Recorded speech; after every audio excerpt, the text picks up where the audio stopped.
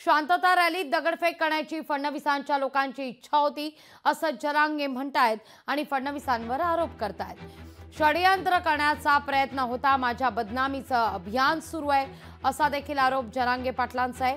आम्हाला दिलेली आश्वासनं पाळली नाहीत तर सरकार पाडेन असा इशाराही जरांगे यांनी दिलाय।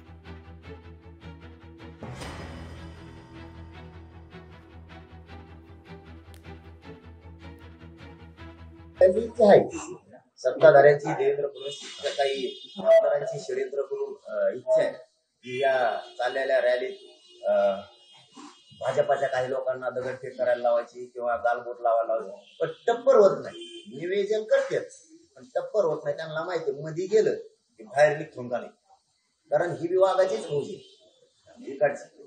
त्यांचं खूप दिवसापासून हे षडयंत्र सुरू आहे, ठिकाणा घडून आणायचा, गालबोट लावायचं।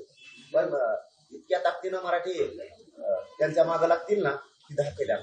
त्यामुळे माझी इच्छा आहे की आपण संयमदार शांततेनं न्याय मिळत असतो आणि आपण तो मिळवून त्या संदर्भामध्ये त्यांना जी भूमिका मांडायची ते मांडू शकतात। आम्हाला जे सांगायचं ते आम्ही सांगू इच्छितो।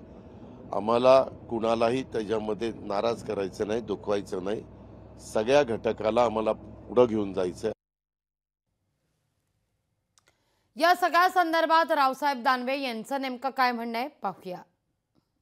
भारतीय जनता पक्षाला मराठा आंदोलनाचा फटका बसला हे म्हणणं आम्हाला पसंत नाही आहे। आम्हाला मराठा समाजानेही मतदान केलं, आम्हाला ओबीसीनेही मतदान केलं, आम्हाला एससी नाही मतदान केलं, आम्हाला एसटी नाही मतदान केलं। जातीवर आम्ही मतदान कधीच मागत नाही, ही भारतीय जनता पार्टीची पहिल्यापासूनची भूमिका आहे। एखाद्या पक्षाबद्दल, एखाद्या नेत्याबद्दल सगळेच राजकीय पक्ष वेगवेगळ्या प्रकारचे वक्तव्य करतात, आम्ही सुद्धा करतो। यांना मत देऊ नका, त्यांना मत देऊ नका, हा नेता चांगला आहे, तो नेता चांगला नाही, हे तर राजकारणामध्ये चालतच असतं ना। आणि त्याच्यामुळे त्यांच्या एकट्याच्या बोलण्यावर असं कसं निर्णय करतायत। लोकशाही मराठी ऐका, पहा, जागरूक रहा।